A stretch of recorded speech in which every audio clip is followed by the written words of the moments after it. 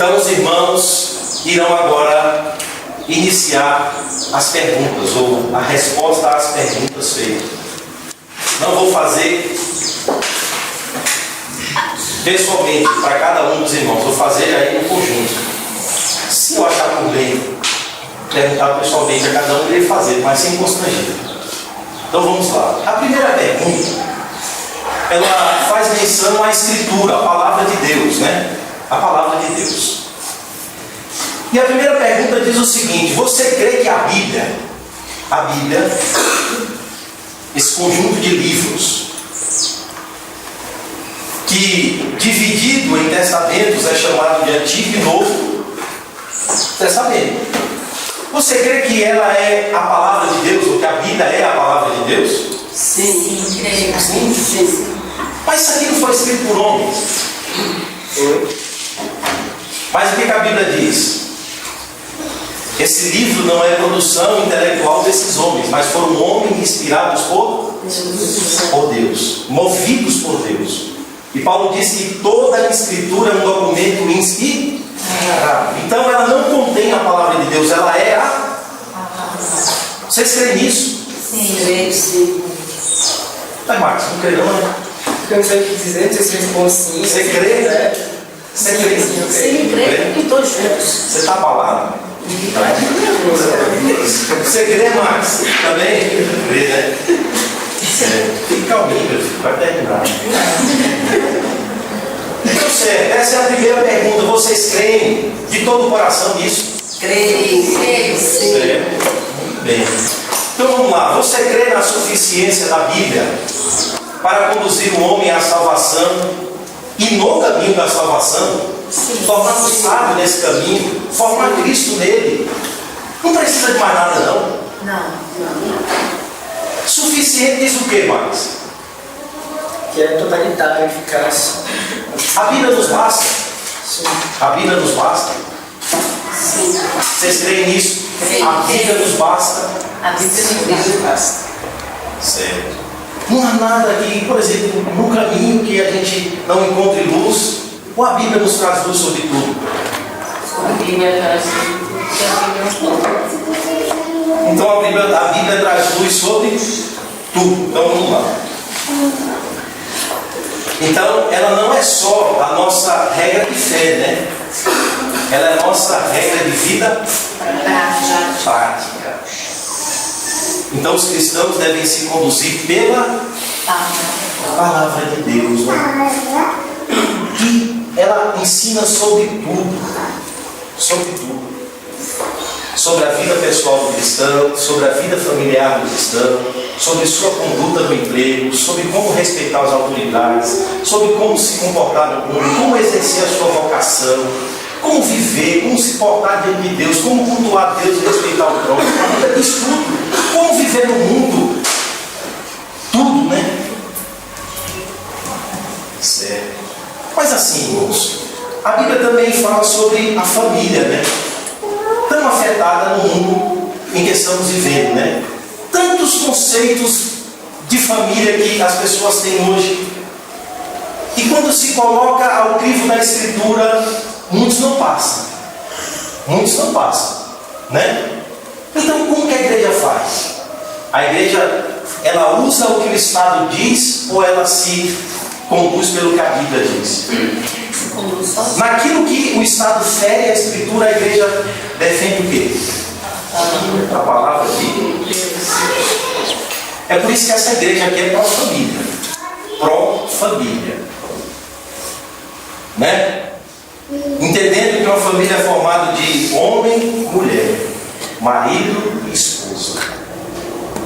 E esses dois formam uma família através do matrimônio.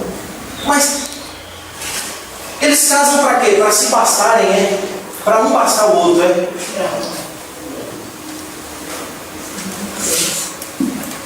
Evitar o quê? A prostituição. Para ajuda. E qual é o terceiro aspecto do casamento?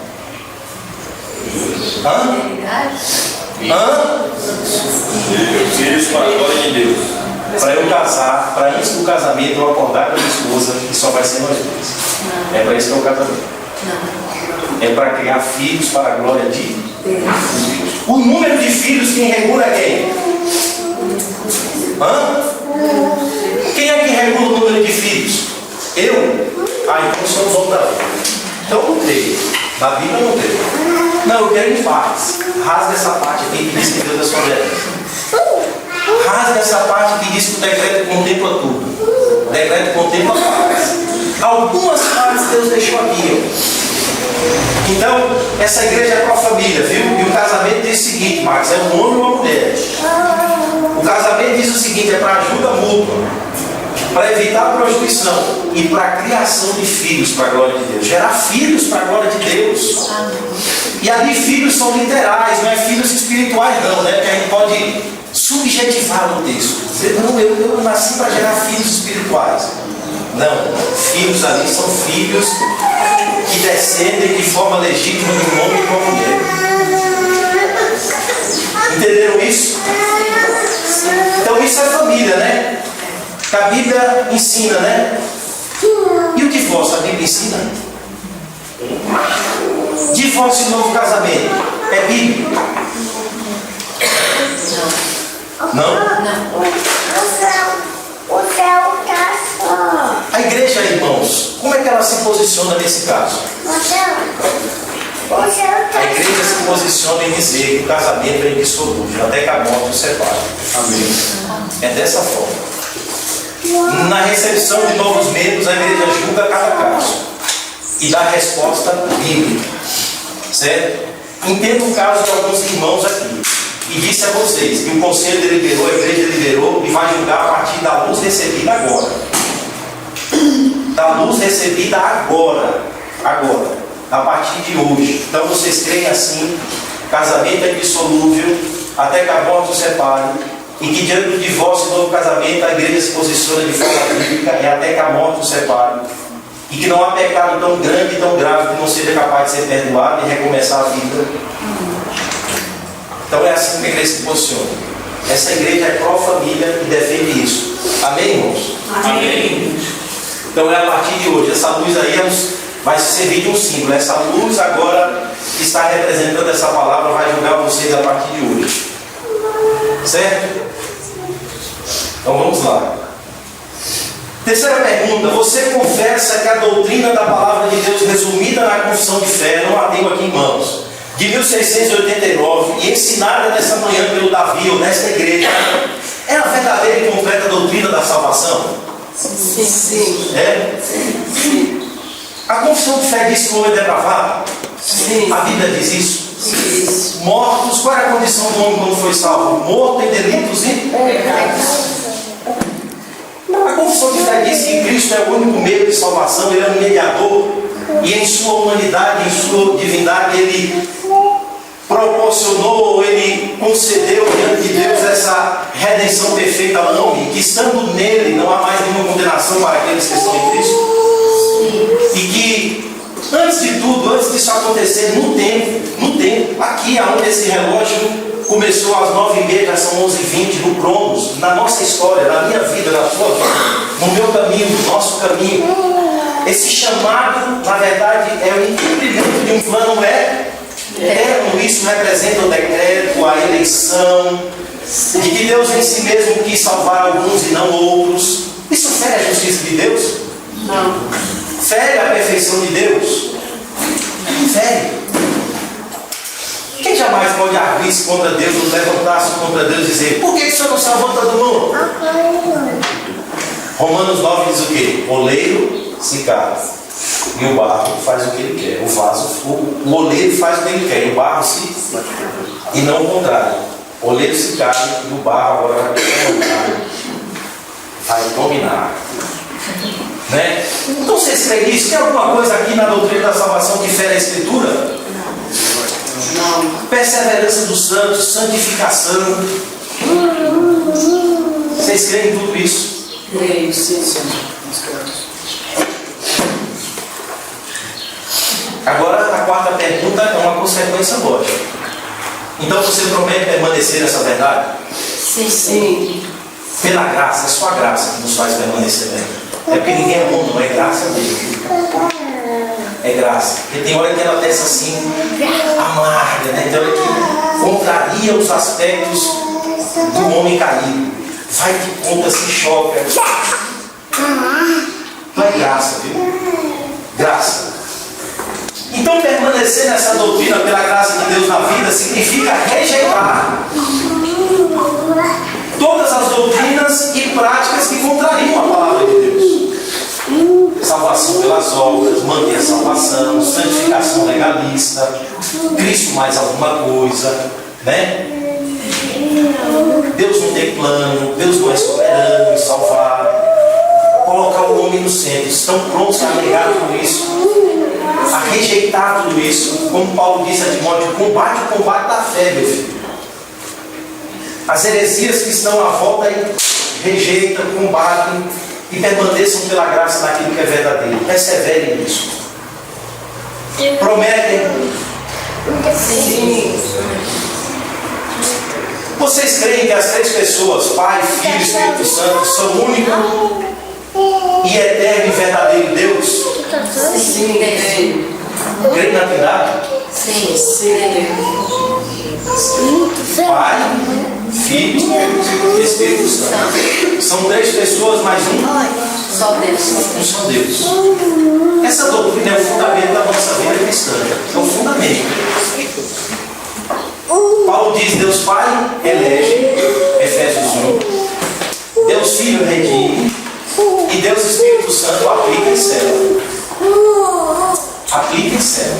É o fundamento. Nós oramos a Deus Pai em nome de Cristo, auxiliado pelo Espírito Santo. É o fundamento. Eu vou para o Pai, mas enviarei o Consolador, e Ele vos guiará em tudo aquilo que eu vos tenho dito, e Ele ensinará. É o fundamento da nossa vida cristã.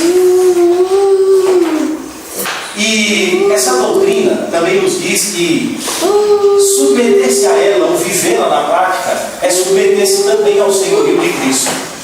Aquele que crê em mim, Ele e o Pai viremos e faremos dele morada. Rios de águas vivas fluirão do seu interior, símbolo do Espírito Santo.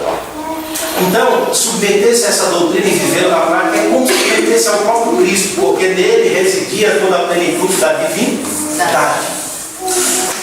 Então, o que é que isso quer dizer hoje, irmãos? Não só hoje, mas desde o dia que vocês foram chamados das trevas para a luz, nasceram de novo.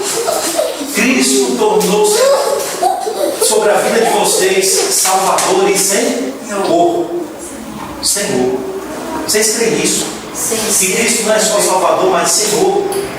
E pelo Espírito Santo de Deus no tempo Ele conduz as nossas vidas segundo a sua vontade. Sim. Formando Ele mesmo em nós, para que eu e você, salvo para o propósito dele, reflitamos sua graça, sua luz, seu amor, seus atributos. Então, na prática, diz isso: ó, vocês devem submeter-se ao senhorio de Cristo. Submeter-se ao senhorio de Cristo, viver a doutrina da Trindade na prática, é submeter-se à Escritura, é viver a palavra de Deus. Sexta pergunta: e o batismo, hein? O batismo simboliza a lavagem, né? O lavar regenerador pela palavra. Paulo diz aos irmãos de Corinto: vocês eram isso, vocês eram aquilo, vocês foram isso, mas havem sido lavado, mas havem sido transformado. Então o batismo também simboliza uma morte e uma nova vida. É muito mais do que um pecador molhado. O batismo, ele tem um símbolo verdadeiro, verdadeiríssimo.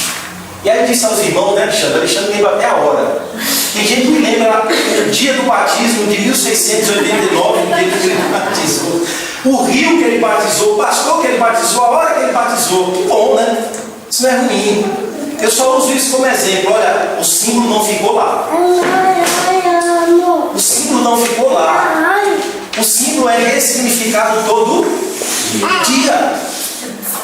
Então, esse batismo que simboliza lavagem, morte e vida, deve dizer a mim e a você na prática: olha, eu morri para a minha vida de escravidão ao pecado, estou vivo para Deus.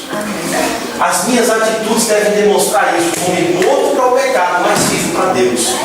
Então, esse símbolo deve ser ressignificado todo dia, toda hora. Uma ceia, eu tenho estado em comunhão, tenho vivido em comunhão, tenho andado em novidade de vida. Caso contrário, o batismo foi um pecador molhado e o símbolo ficou lá mesmo, lá naquela datinha distante, e ele não traz nada para a vida aqui, para o hoje, para o presente. Mas por que ele é ressignificado? Por quê? Porque ele é o símbolo de algo que aconteceu aqui, ó.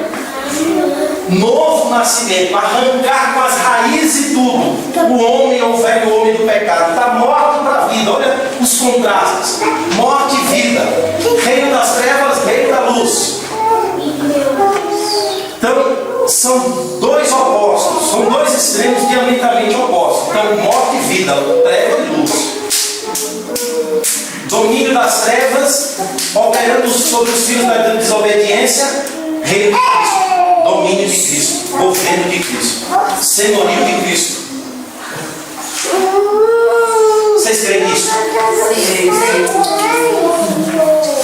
Então nós vamos ver isso em vocês. Certo? Vamos ver isso em vocês. Sétima pergunta.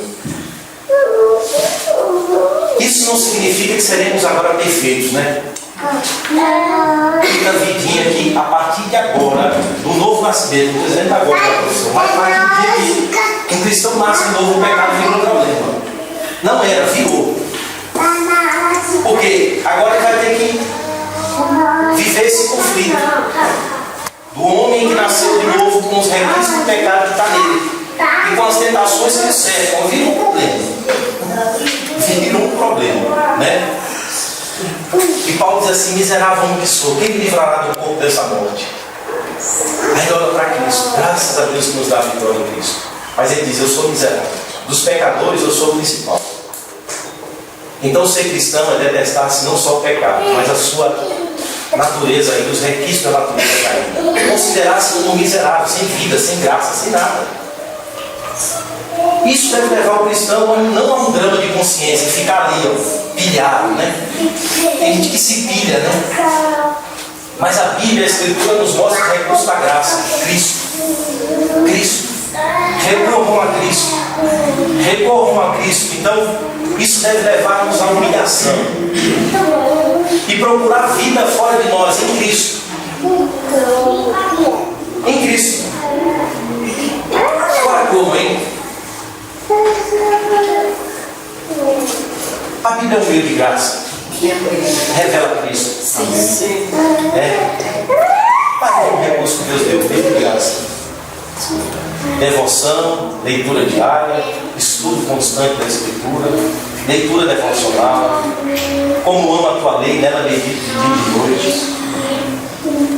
Reconhecimento de que não somos capazes o suficiente para entendê-la, mas ilumina-me, Senhor, ensina-me, dá-me um coração ensinável, que se quer diante daquilo que é a verdade. O domingo pela manhã é um meio de graça? A ceia é um meio de graça? A oração particular, coletiva, em família, é um meio de graça? Então, irmãos, pratiquem isso. Pratiquem isso. Então, à medida que se transgride, devemos recorrer imediatamente a Cristo e procurar a vida dele. E pedir: Senhor, aplica a ressurreição de Cristo, a vida de Cristo no meu caráter, me ajuda a vencer esse aspecto falho, me ajuda a vencer isso em mim, me dá graça para não recorrer mais nesse erro, mas para vencê-lo. Vida cristã é isso. Então, você confessa isso? Sim. Você crê nisso? Sim. Mas é sério. Consternado. Estamos encerrando em oitava pergunta. São 9. Essa também é de cunho bem prático. Todas aqui é de cunho bem prático, né? Não tem nada aqui para ficar fazendo a gente guerrear, brigar. Tudo prático, tudo para a vida, tudo para produzir vida. Então a oitava é: você crê que domingo é o dia do Senhor? Sim. Hoje é o dia do Senhor, né? Agora, Isso deve nos levar a acordar de manhã e dizer assim: eita, moço, o parque da cidade hoje me aguarda. Mulher, prepara a barraca e a caixa de isopor, porque eu vou passar lá no Atacadão. Ou a feira de Ceilândia, ou a feira permanente. Então hoje eu vou aproveitar esse dia. É para isso mesmo? Não. O dia foi feito por causa do homem. O dia foi feito para o homem. Isso a Bíblia não nega. Foi feito para nós. Mas não para o nosso próprio deleite. Foi feito para nós. Então se acorda de manhã no domingo e diz assim: eita, que bênção!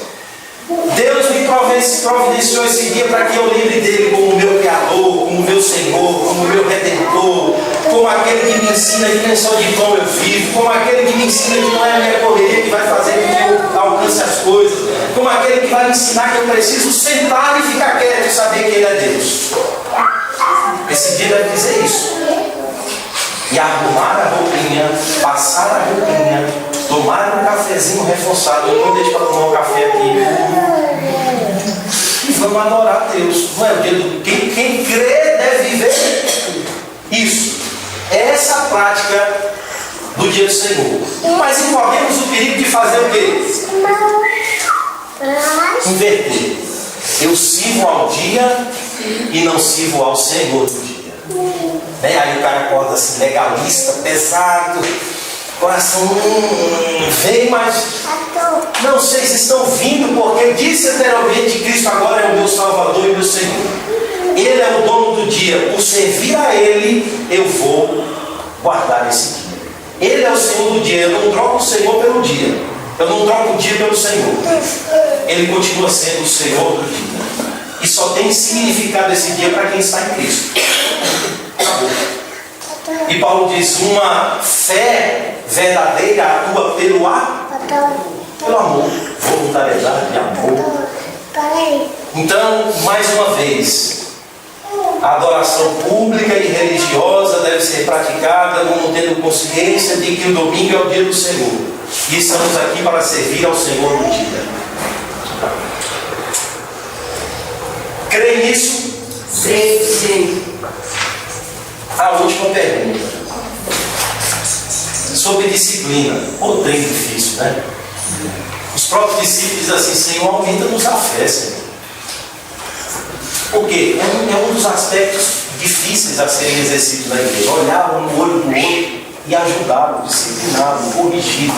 Veja que trem difícil. É graça. Mas ela deve ser exercida. Primeiro, ela começa de uns para com os outros, assim, de forma informal, né?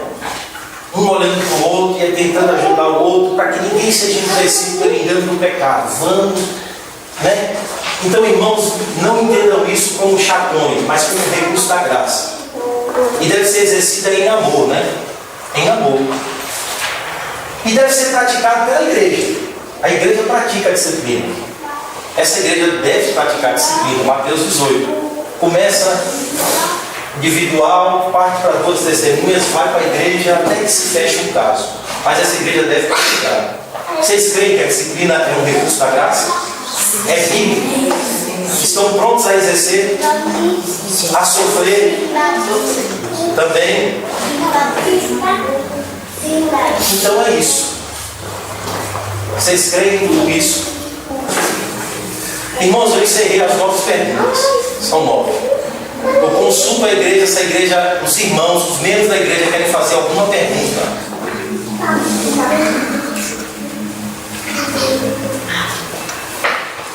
Não?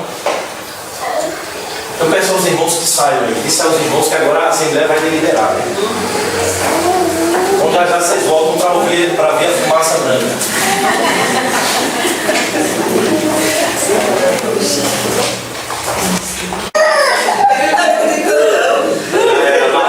Devia deixar outro site para entrar.